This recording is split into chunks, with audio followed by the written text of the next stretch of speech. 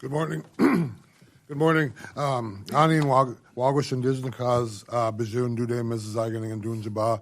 My name is Virgil Wind. I currently serve as the Chief Executive for the Mille Lacs Band of Ojibwe, serving roughly 5,100 band members in central Minnesota, employing nearly 3,200 band and non-band members, throughout all of our enterprises and organizations. First off, thank you so much for having us here today. You're going to hear a lot of repeats, right, and going over, I think, just doubling down on some of the things, right, treaty and trust obligations. I mean, you're going to hear that all day, right, when it comes, and really just hearing and listening to, it's really about the people that we represent, right? It's people, it's mothers, it's fathers, it's aunties, it's everybody that we represent. So first, the U.S. Department of Interior, including the Bureau of Indian Affairs, Bureau of Indian Education, IHS, really just pushing for that, treaty and trust obligation to be upheld. Second, fully fund the Bureau of Indian Affairs and the Bureau of Indian Education at $27.1 billion. Indian country programs are critically underfunded. This results in reduced healthcare services, weakened public safety efforts, fewer educational opportunities for our members. Our well-being depends on robust funding for programs promised in our treaties with the federal government. Third, continue providing resources for Native American languages in BIE schools. It really is tied to our identity. When you look at our kids in our BIE schools, when you look at the importance of our language, without it, we're going to cease to exist. It's a very, very difficult thing to fill and find right now. In Mille Lacs, we've had a number of our elders pass on here recently. Some of them, the most inspirational people that you could ever have, right? And they're not with us anymore. So really at a critical time to be able to carry that out and figure out how we can work together to carry on the language and the culture, I got a whole list. Fourth on my list.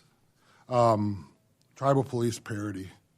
So these people oftentimes become members of our communities, right? They become families. I think one of the things that we really look at in Mille Lacs is how do we engage these individuals? How do we treat them like they're one of our own?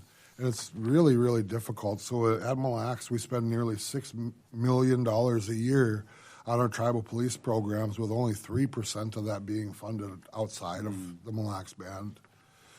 These police officers don't only provide, public safety for our reservations, but they also provide it for the surrounding community. Again, just how do we take care of them as they're taking care of us? And then last on my list, fully fund the Indian Health Services at $63 billion. Continue to provide advanced appropriations. Right? American Indians experience greater health disparities than any other group in the United States. We see it. Our life expectancy is short, right? It's a lot lower than everywhere else. Facing some of the hardest things, right? Our elders, I think we struggle, right, with how do we take care of them. It's one of the things that we hold in high regard, and it's really hard to take care of them and figure that out, especially with these disparities that start at a younger and younger age.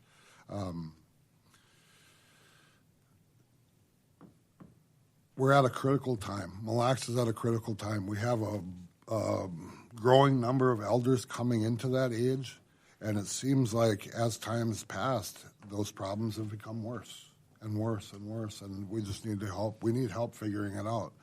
We all know that the Midwest region is one of the most underfunded IHS programs everywhere, right? And with that, how do we figure out exactly how we're going to help these people? And it's people, right? I mean, you're going to hear from a number of tribal leaders here today, but I would urge you to think about the people and the children that it's really going to affect, right? So sometimes we get focused on numbers, sometimes we get focused on, this problem or that problem, but please just remember that it's people, it's children, it's family members that we really care about, and that's who we're here representing. So I do appreciate it, and that's the first time I've ever stayed under 5 minutes.